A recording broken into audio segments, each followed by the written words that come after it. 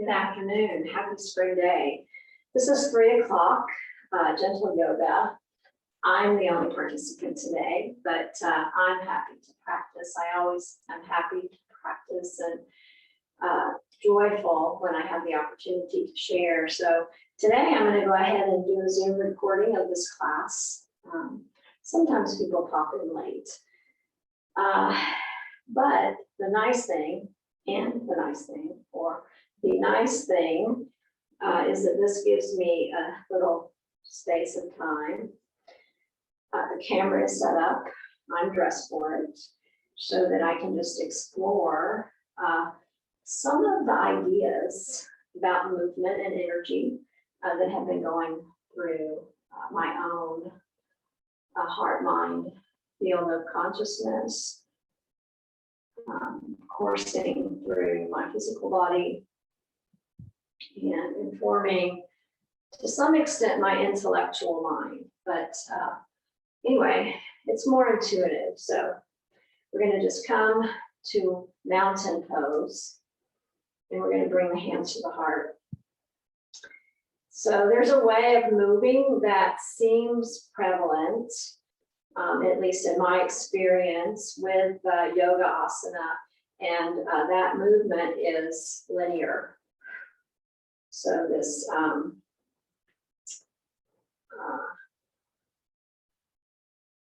flexion at the shoulders, keeping the arm into the shoulder joint neutral, and keeping the elbows straight, lengthening from the base of the shoulder blades, all the way to the fingertips. The challenge for many of us is to actually get a full extension of the arms itself. Often the elbows are somewhat contracted in that the muscles, probably the fascia, is a little bit constricted. And so it's actually very difficult to raise the arms all the way with the elbows in a full extension. So there's another way to move that I've been exploring. So at the gym, some of the upper body weight exercises, and certainly in the dance movement that I've been experiencing with Leanne Smith. So there's a way of, so here we have some, what is this movement? I'm not sure how to identify it, but it's a movement at the shoulder joint, and it's definitely very different from this movement. So the shoulders are not coming into a flexion, or are they? Anyway, it's a way of moving. So breathing, lifting here. And so what is important, not so much the naming of things. Sometimes the naming of things can detract from the experience of things. So let's just shake out the arms, shake out the shoulders. All right, and if nothing else, that was a good exercise for the breathing, for the breath, for the apparatus of breathing, for the muscles, and the bones and the ligaments and the tendons, the diaphragm, the psoas, the hyoid bone, and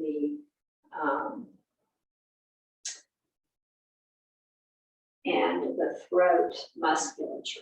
So this throat musculature, the diaphragm, the pelvis, and particularly the psoas muscle, okay, but also of great importance is the muscles of the pelvic floor. So in my own life, in my own practice, I've really focused a lot on the muscles in the pelvic floor, but not so much the psoas. A lot of sleepiness for me in the second and third chakras that are beginning now to wake up even more. So enough talk. I think what I'd like to do now is just go ahead and flow. Just move into a flow. I will not be giving verbal instructions, so if you show up, turn on your mic for a minute and say, hey, I'm here, talk to me. That would be just fun. All right, so let's go ahead and come, oh, I'm not talking, I forgot. Oh, what the heck, come to the top of the mat. Bring the hands to the heart, inhale. Stretch up, palms facing forward, and then rotate at the shoulder joint so that the palms, all the way from the shoulder blade to the palms, rotate, turn in towards each other, and then rotate in the other direction. And then just go ahead and bring it to neutral, and then bring the elbows down towards the waist, really paying attention to back body, and then lifting up. So extending through the arms, rooting down through the soles of the feet. Shins pressing in, thighs spiraling out. Pelvis is a perfect bowl. Tucking pubic bone towards front ribs. Paying attention to back body. Paying attention to sacrum, shoulders, back of the head.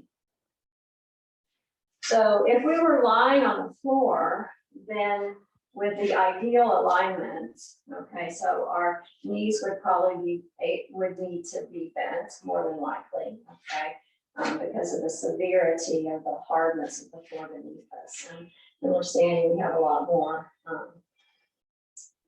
wiggle room. So feet, sacrum, whole pelvic ring, belly drawing back towards spine, lifting. Okay, so diaphragm, sternum, ribs, collarbone, scapula. So there's a little hook on the top of the scapula that reaches up and over and makes a connection with the collarbone itself. So breathing, lifting, lengthening. And then go ahead and bring the hands to the heart. Looks like I just got a text message, so just gonna take a quick look to find out if it's anybody trying to get into the Zoom class that can't.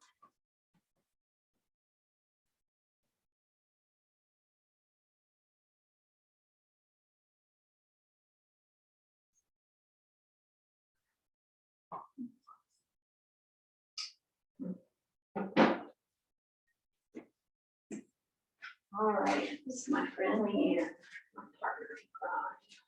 All right, so back to exploring this form of a sun salutation. Adding a little bit of variety so that we are more whole.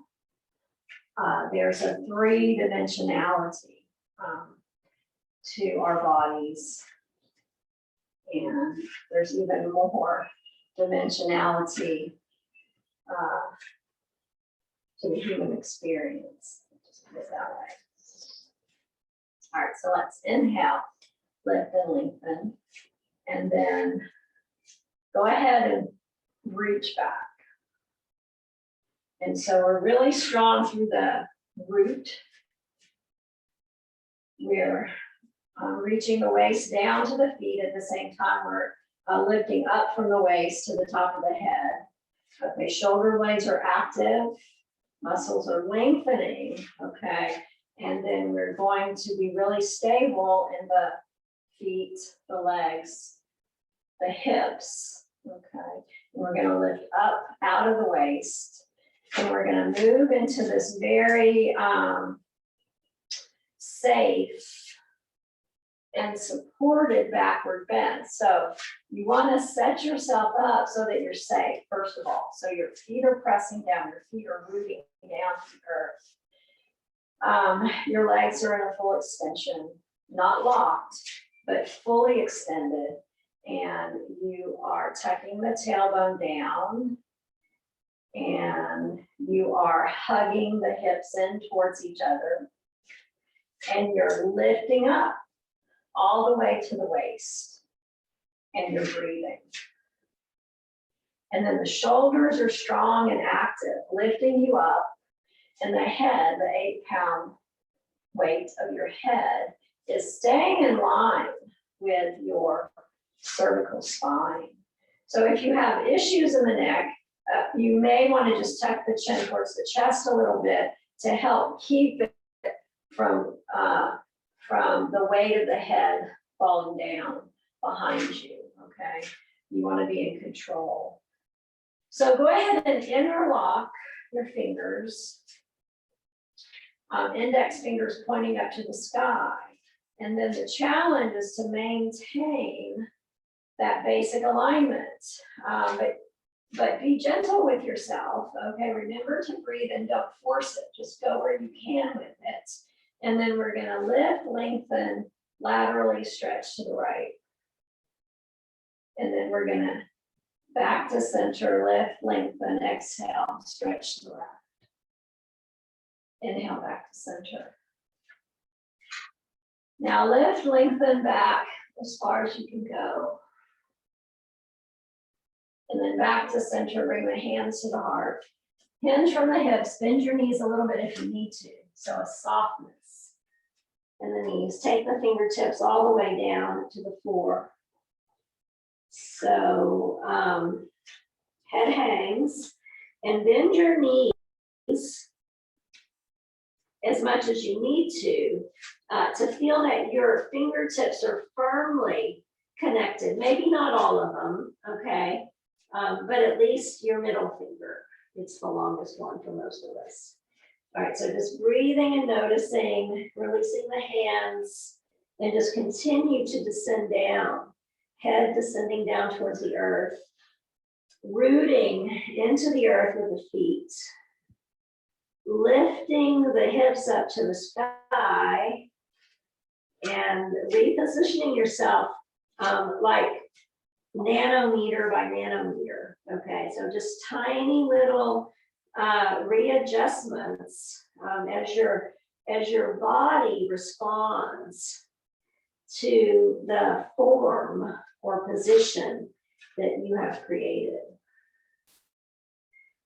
Now, we're gonna go ahead and grab our blanket, okay?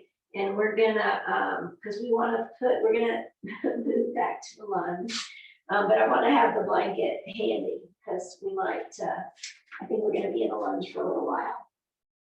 All right, so go ahead and take it, shift the weight to the left foot, and then take a big old giant step back with the right leg and place that foot down. So and then go ahead and grab your blanket and set your knee on it, okay? So after a while, I mean, in a flow where we're not staying in a pose for a long time, the blanket is not necessary, but in this beginning practice, it is. So the idea about a lunge, lunges are so important for stretching the legs. And so what's important is you set everything up in a functional alignment. So the pelvis, again, this right knee, this is the part of us primarily that's rooting down to the earth, okay? But also the front foot and the back ball, okay, the back foot, it's all rooting down. But the front foot and the back knee are tracking towards each other isometrically. So you can feel that, it brings some intensity of muscular action. And then you draw navel back towards spine to engage the core. All right, so breathing and noticing. And then again, let's just inhale, stretch the arms up. And then exhale from this form, we're gonna hinge at the hips. Now, as you hinge at the hips, it's okay to flex more deeply into the front thigh, and it's good to do that, okay? So you're just being slow, mindful, and moving this part, okay, as deeply into the lunge as you can go. So you don't want to be cramped in the pose, okay? So you really want a nice, strong thoracic curve. So we're rounding over teacup hands, okay? It provides an opportunity for even the small muscles in your fingers and your hands and your wrists to be involved, okay? It invites them to the party too. And so just deeply lunging. What's happening here is that you want to keep everything plugging in towards center so that back hip doesn't try to roll back, okay? You want to keep it square forward. And then slowly, after a little while, you might actually be able to walk this back leg back even a little bit more, creating more of an extension, okay, in this back thigh, in the right connection thigh bone to hip and pelvic bone. So, all right, so just breathe and notice here. Notice what's happening to your legs. And then we're just going to go ahead and move back to the first position. I'm just gonna set my blanket a little bit better. And then we are going to, I believe it is the right foot now that we bring up. So again, come just to right here. This is a good place to start so you can feel the plumb line, okay? The you know, if you're in the center, all right, then everything can find its rightful place. That applies to the physiology of the body as well. So breathing, lifting, lengthening. And just as we did on the first side, creating a strong frame of support so that your body can lengthen and deepen. And then hinge at the hips, take the hands in line with the toes. All right, so just this much. Teacup hands, rounded thorax, okay, primary curve. Used to be our neural tube. Breathing and noticing.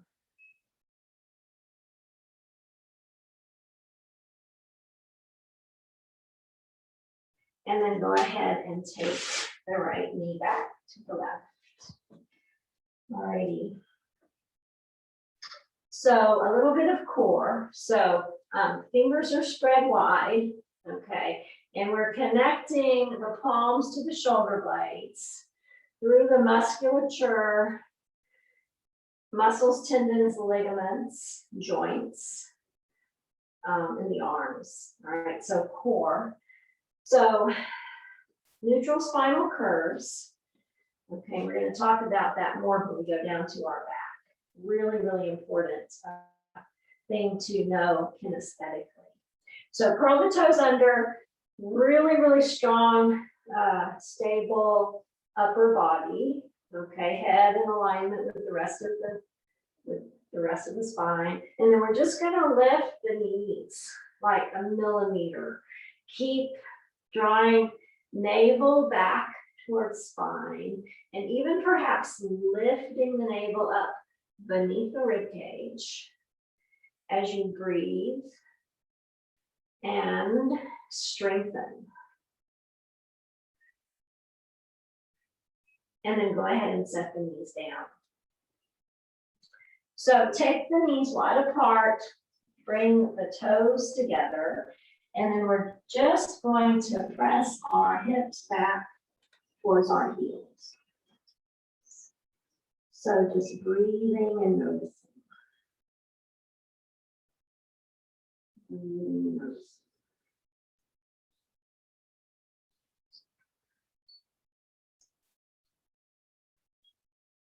So go ahead and come up onto your hands and knees again. And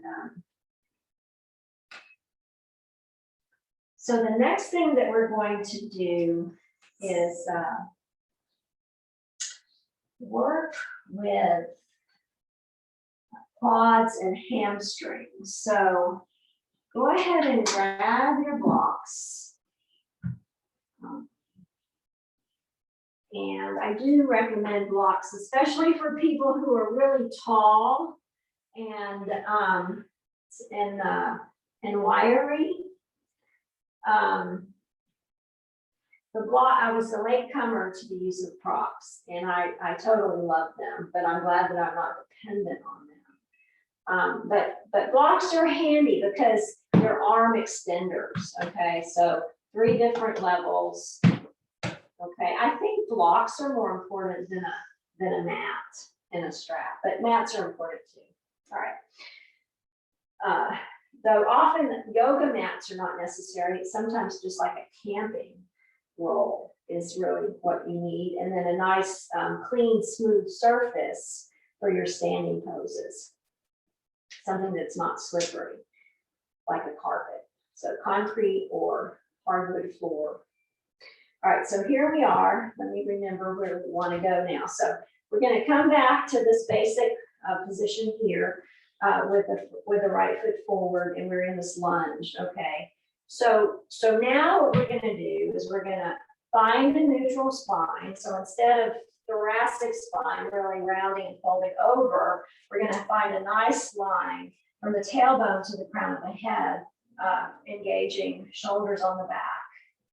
And then we're just going to straighten the front leg, okay? Maybe, okay? Straighten the front leg. Back leg is straight. You are flexing the left foot, okay? If you flex the left foot, it will take the heel closer to the floor. Okay, that's the action. And then hip bones, pressing forward, anterior superior iliac spine. That's the point on the front of the pelvic bone that I'm referring to. And then flex your foot, okay? So for the camera. Okay, so foot is flexed and you're breathing.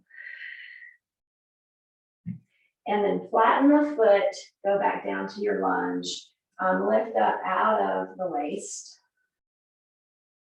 And even play with that backward bending that we practice in the very front of the class. It won't go very far, but it's almost, for me anyway, it's like this idea. I don't bend back very well. All right, and then we're just going to do a few repetitions. So flexing, straightening, and then bending and lunging. So this repetitive movement associated with the breath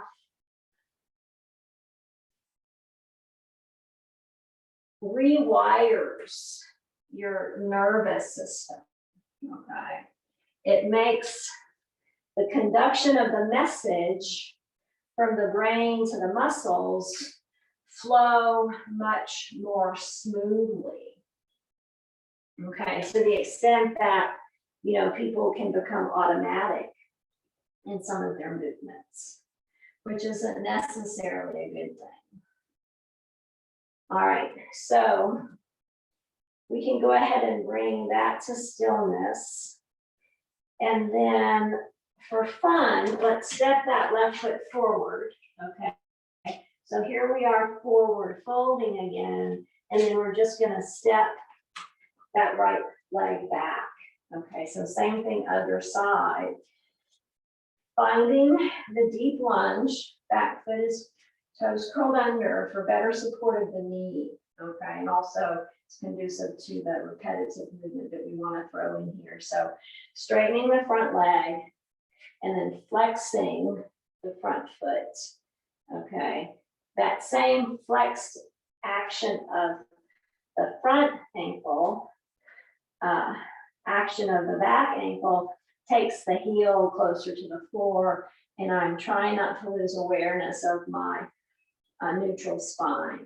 So breathing, lengthening, paying attention to the head, and then just continue the movement. So lunging, and then straightening, lunging, and then straightening, lunging, and then straightening, and then lunging, and then straightening. All right. So now let's go ahead and go back, knee down, and then take both knees back, curl the toes under, okay? And then we're gonna work on these extensor muscles right in here. I think that's what they call that. Anatomy is not my strong point. So the extensors, what I'm calling them, are next on my list of things to investigate more thoroughly. All right, so here we are, we find mountain pose again here. So the ground of our being, the circular energy of our connection to the earth, pelvis, chest, head. We could put the blocks on these. That might be nice. Okay. So if you have blocks, take them back to where the heels are. Again, you can pat under your knees if you want to. We're not going to be here very long. A lot of action in the really curling those toes under, holding yourself in good alignment. All of that will reduce the pressure on the knees. So camel pose. So we're pressing the pubic bone towards the front. And then we're rolling and reaching the shoulders behind us. Okay, and then just fingertips to the blocks, squeezing the shoulder blades in and open.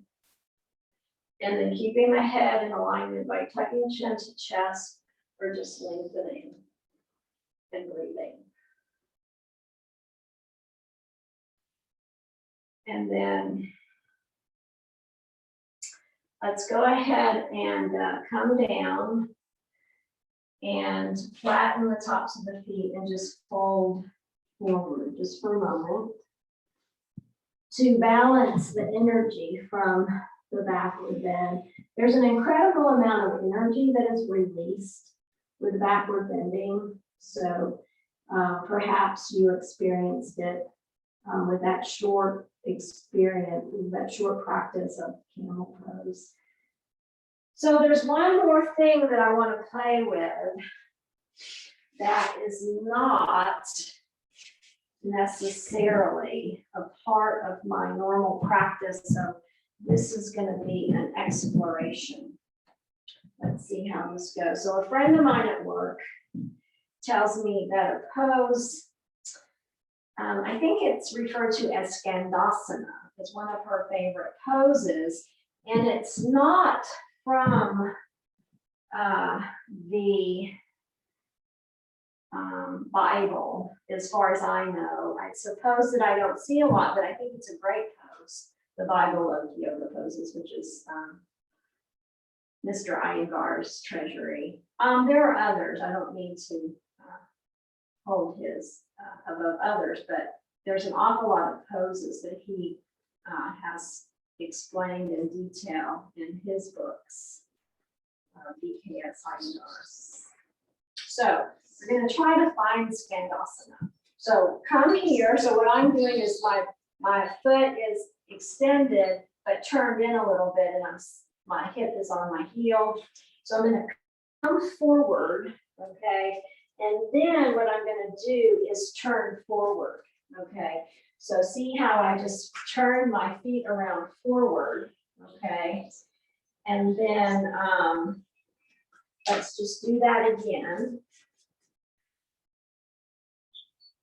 I think we need to move the back foot closer to the hip so that when we come up, yeah, this is it. so that when we come up, the heel is actually right underneath the hip joint, okay? And yeah, this is fun. So this is a nice balance pose. It's a nice stretch, okay? And then the challenge is really finding your own kinesthetic experience of this a little bit complicated pose. All right, so then from here, let's go ahead and push ourselves up. And of course, you know, it's a little precarious for the knees. So be aware of that, okay? And then we need to try to find it on the other side. And so let's do this. Let's just twist around. So we're bending the knees, we're twisting around. So we're lunging with the other leg. I think we might be doing the same leg. I think we're doing the same leg again. Let's go the other way. All right. So here we are. And so we're right here. Okay, so this is actually called a runner stretch. And I think her name is Jean Couch. Runner's World, decades ago. She wrote a book. It's a good book. It's probably an antique by now. And so this is runner stretch where the feet are turned in and we're lunging and it's an alignment. Okay, and a wonky kind of hip, okay, knee, toes, tracking, okay. And then what we're gonna do is shift around all together. Okay, we're gonna bring the left hip down to the left heel, okay. We're high up onto our toes. I like to wear a stiletto, which I've never been able to do. And here we are in Skandasana. That's the name of it. I will look it up. All right. So breathing and noticing. All right. So from here, so it'll be fun for me personally. I love finding new poses. They're almost like toys. And then I play with them and use them in my own body and in my own practice. And we find how they might work within the particular style and technique that I teach. So let's go ahead and walk in heels, toes, heels, toes, heels, toes. And I'm going to next take you through a pose called Malasana, which is really important preparation for a pose called crane. So I'm being inspired by this class by a coworker and also by a nephew who needs a good stretch for his runner's legs. So I'm rolling my yoga blanket and making a pretty firm pad bolster, okay? And then I'm gonna put my heels on the bolster. So this is a pretty intense flexion, really, I think of the whole body, okay? So let's begin by lifting and extending the front body, okay, just to feel the difference. And then we're gonna bring our hands to the heart and begin flexing the whole body, okay? And we're coming forward, we're accentuating the thoracic spine as we come forward. And if you can get your belly, your low belly, to really press into your thighs, that's a big thing, okay? So rounding down, and then you begin to sit more deeply. And as you sit more deeply, you open the thighs out. So my phone is ringing, but I just cannot answer it right now. So sorry, so sorry. I am in my practice. So we are rounded forward. Okay, so this rounding forward is an important preparation for flying poses. Okay. I'm not very good at flying poses either, but I think I understand the mechanics of them. I have never really taken the time to develop the strength and flexibility and confidence to be good at them, but it's never too late. All right, so this is Malasana. So this very, very deep squat, feet together, knees opening, rounding forward. Okay, and the bolster helps. Do what you can. It's often good to just see the image, the archetype of these movements, and then to try and copy it. That's what it's all about. Okay, so from here, we're gonna do a little arm strengthening, okay?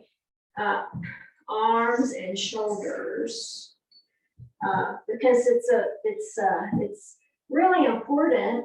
And so what happens is you build both strength and flexibility in yoga. So when we work on strengthening in yoga, it is so that we also can hold our alignment strong enough to root our physical body in a place of safety, so that then the flexibility part is a natural byproduct. I'm just going to take a look at my phone real quick and see if it is an emergency.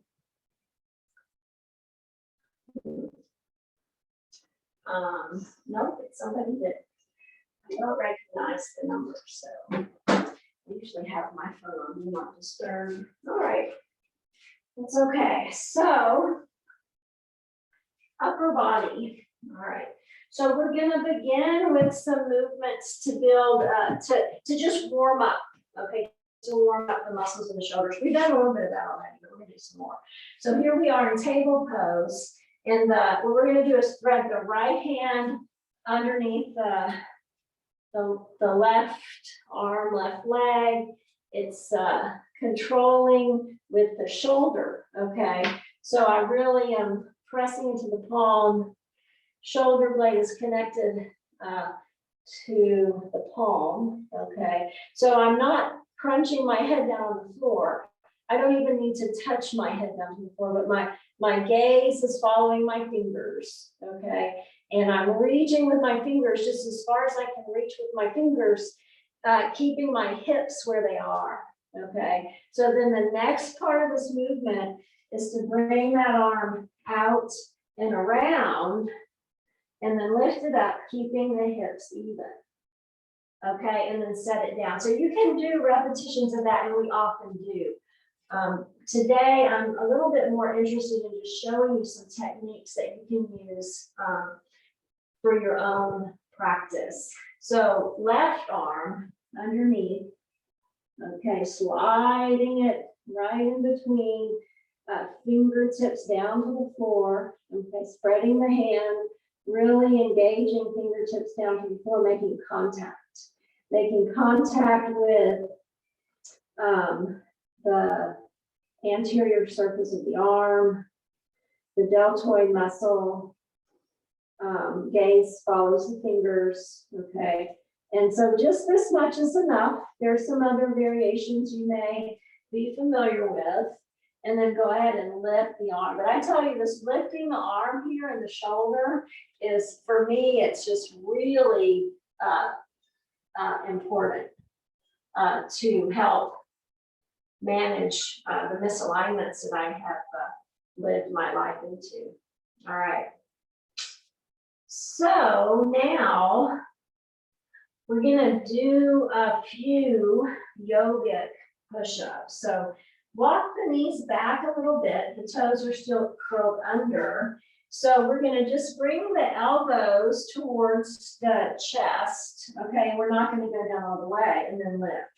So, you know, a lot of times people do push-ups. Normal push-ups are with your arms out, and you're using, with those push-ups, you're using pectoral muscles. But typically, pectoral muscles are more developed anyway than the stronger tensile muscles in the arms that are so important. So I'm just bending down and pressing up. And I'm breathing, I'm trying to keep my spine neutral, but this repetitive motion will help to not only build more muscle, but it helps the nervous system to respond to the suggestion that we do this movement. And if we pay attention, practicing in alignment, it'll almost always happen with alignment. All right, so my arms are tired. Let's go ahead and bring that to stillness. So coming back, sitting on your heels, and just to release and relax a lot of those same muscles, we're just going to lift and lower.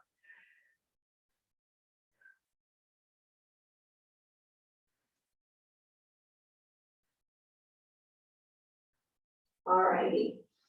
So bring the hands to the heart. Now I'm gonna show you crow pose. I'm gonna try. So when I practice crow pose, I put a soft something or other down on the floor in front of me, okay? Because I have face planted in this pose before. So what happens when we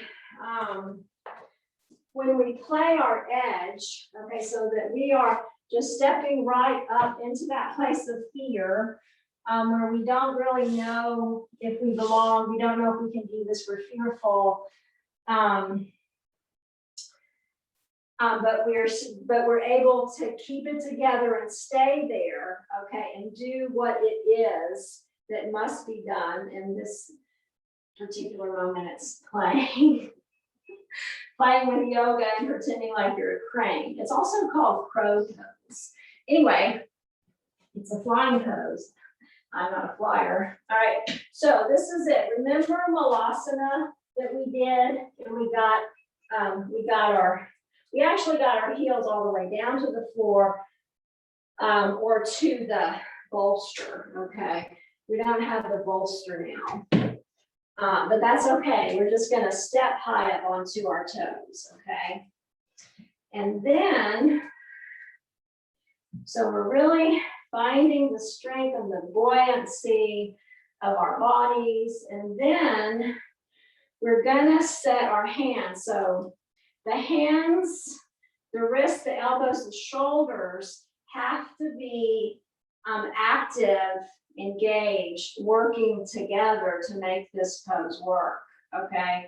So set the hands down. I know you may not be able to see very well because of those pillows, but I'm not gonna move them. I value my head too much. So my fingers are spread, I'm pressing my hands down, okay?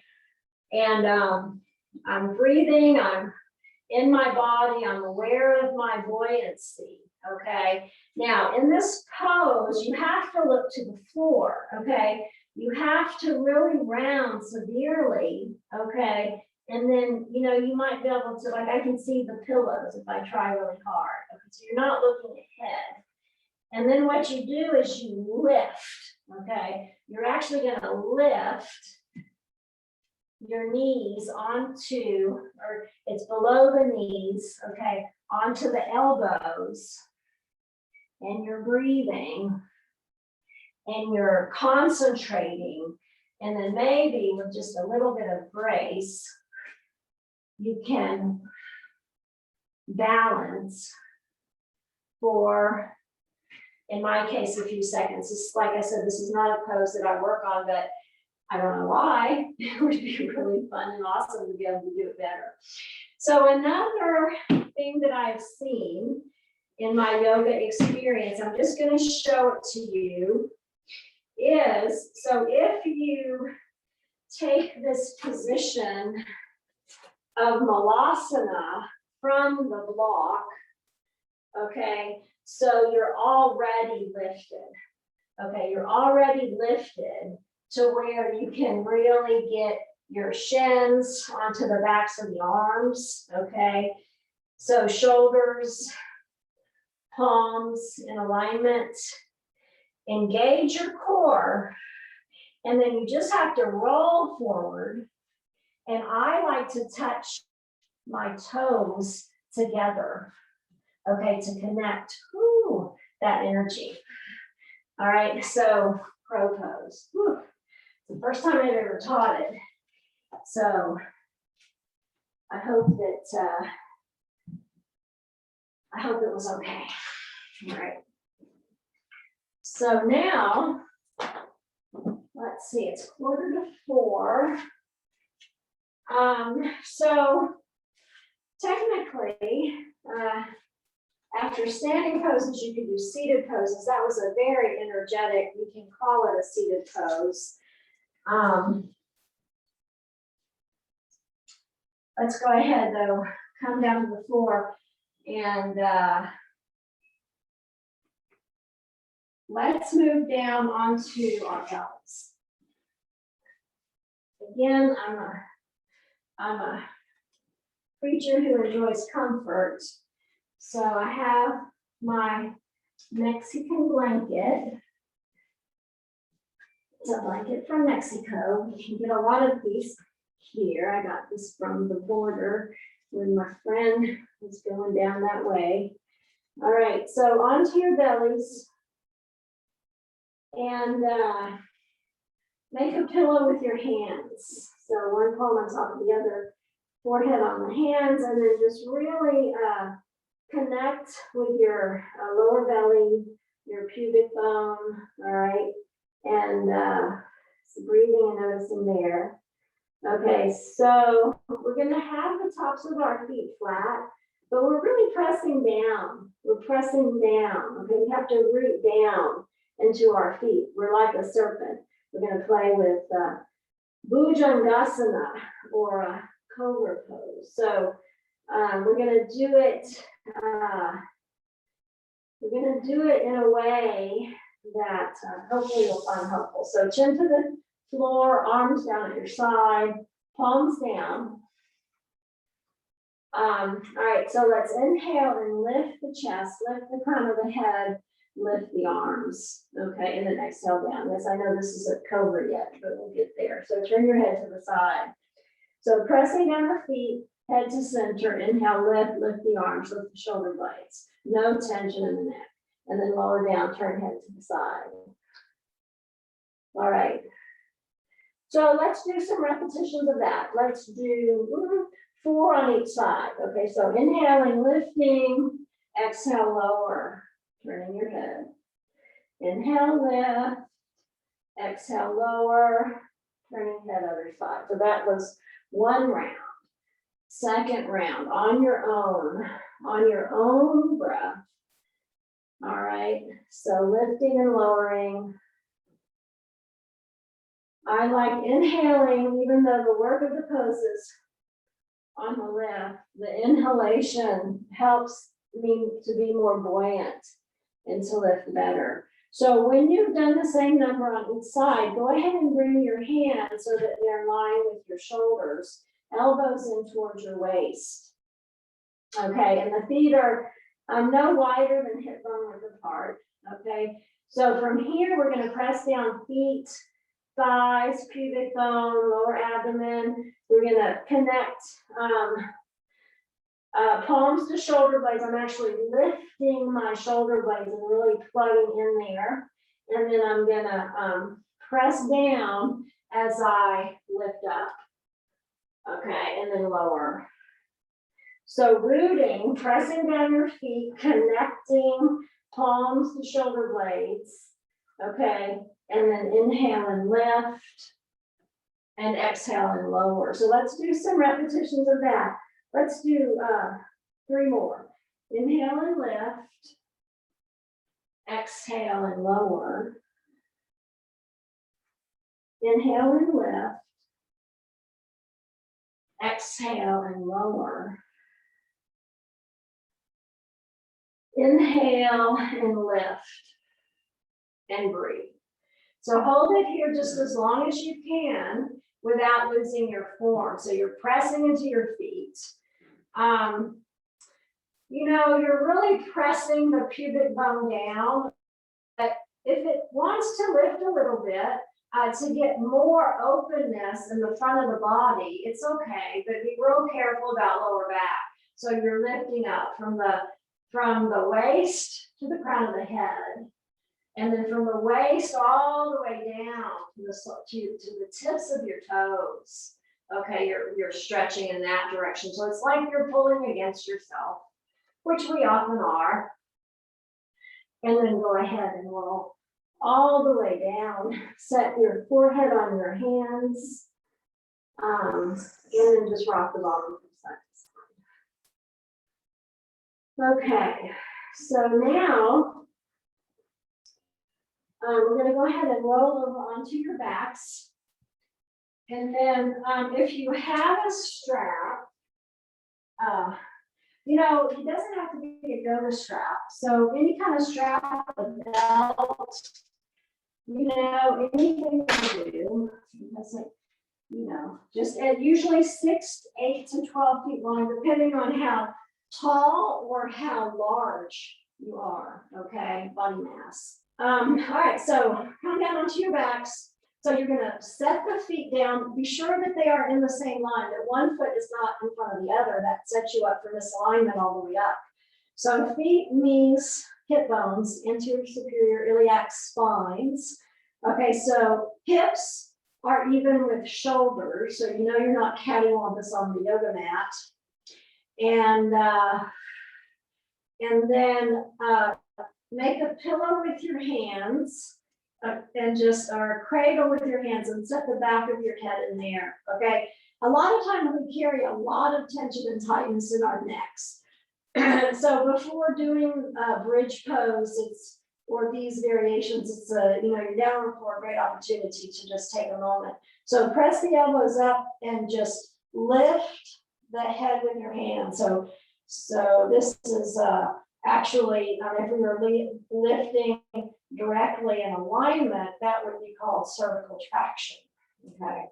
So, but I find this a very relaxing thing to do, strengthening and relaxing. So then I'm going to press my elbows out as I set my head back down onto the floor, onto the hands, and then just go ahead and release and stretch the arms down. So now pay attention, soles of the feet, pay attention to the sacral bone. Okay, take a moment to just rock back and forth across that sacral bone. All right, so you know where it is. That is the lumbar curve. Okay. Well, actually, no, I take that back. That's the sacral curve, of course. It's the sacrum. Okay. So then you have the lumbar curve. Okay, which is the secondary curve. All right, as far as how we developed, okay, in Euro. Okay, secondary curve. We had to develop that curve so we can stand upright. Okay, thoracic curve. The shoulders, the rib cage presses down. Okay, neck curve is up. And then if we wanted to call it, we could call it a skull curve, because our skull curves, okay? So the spine has this beautiful S-shaped pattern to it. And so this is your natural curves of the spine. So it's good to know it, it's good to feel it, it's good to operate from here when you need to or want to, and to be able to operate out of the thoracic curve or the lumbar curve as well on demand. But you can only do that if you know your body and if you understand kinesthetically how it all is put together and works together. So, all right. This is so important for legs. We might go a little bit over, but hey, it's only me and the camera. So let's go ahead and put the strap around the foot. Okay. So we're going to put the strap around the ball of the right foot. It doesn't matter which one, but just so that when you practice, you'll have instruction. So the goal here is not to get the leg close to your chest. Okay, the goal here is to keep the spine in neutral alignment. Okay, that's the trick. That's the basis. And then raise the leg as high as you can with the leg being straight. Okay, so the leg needs to find a full extension, because when the leg is fully extended, the strength and the flexibility of the quadriceps and the hamstrings are in balance. Okay, a lot of times our quadriceps overpower the hamstrings. All right, and the hamstrings get really, really, really tight. So this is something that you can do, and I would recommend that you do it twice a day. This one little set that I'm showing you, if you have tight hamstrings. So I'm making some assumptions here that if you're running marathons, you could have tight hamstrings. So finding where the leg is perpendicular. Okay, just that much. And then if you find that and you're ready to move on, then you extend the other leg out onto the floor, just sliding the heel down without changing your alignment. Okay, so take it as far as you go, and then you can flex the foot. Now, staying in the pose for at least 30 seconds is very, very important. 30 seconds to a minute, you can override the body's stretch reflex, which doesn't make you, the stretch reflex is protective. It keeps you from stretching, okay?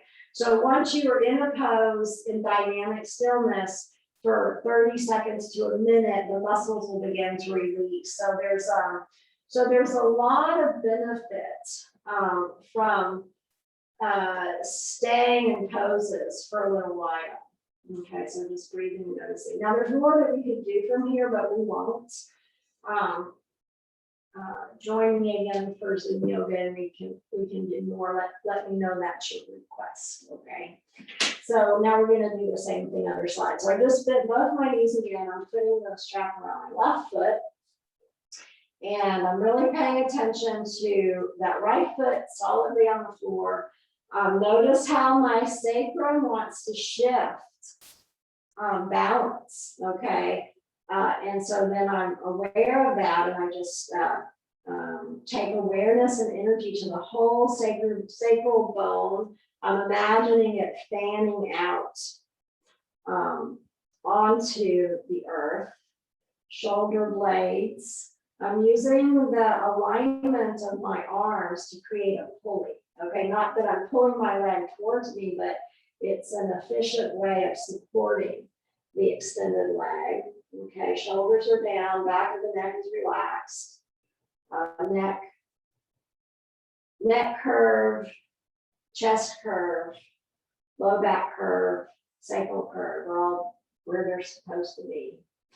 And then I'm going to slowly extend this right leg. Okay.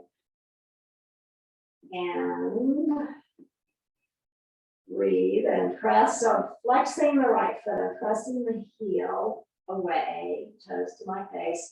So sometimes I like to practice this against the wall so that when the foot extends, it's pressing into the wall. It gives me one more boundary to play with. Okay.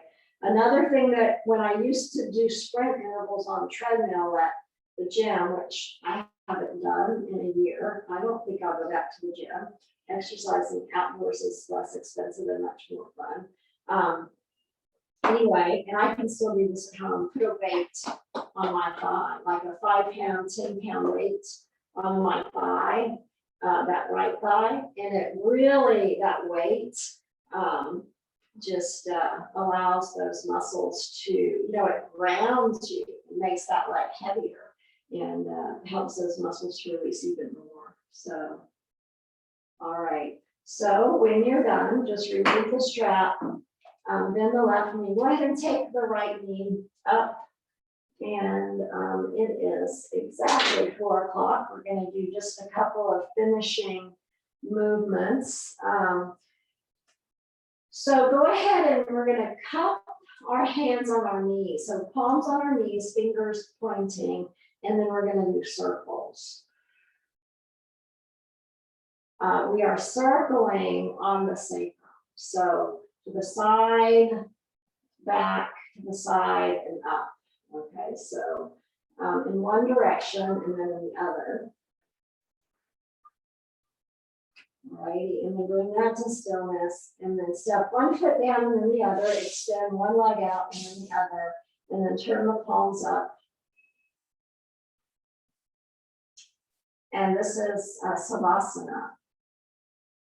This is the pose for deep relaxation. And so for a moment, just really notice how your body feels. Notice the connection that your physical body makes with the floor beneath you. Notice your breath flowing in and out, chest expanding, chest falling. Breathing and noticing in through the nostrils and out through the nostrils. If you're congested nasally and the breath needs to be through the lips, obviously that is just fine. And so just letting go, allowing your whole body to relax. And alrighty. So when you're ready to move out of Savasana, but I encourage you to stay in Savasana just as long as you can, always. Just go ahead and roll over onto your side and then gently move up into a seated position. Just gaining a perspective. You know, how do you feel? How did that practice change you? Simply notice. And so I thank you for watching this video. And so www.yoga-and-health-.org, or if you Google therapeutic yoga, San Marcos, Texas, it will take you to our website. And so I hope you'll connect with us again. Namaste.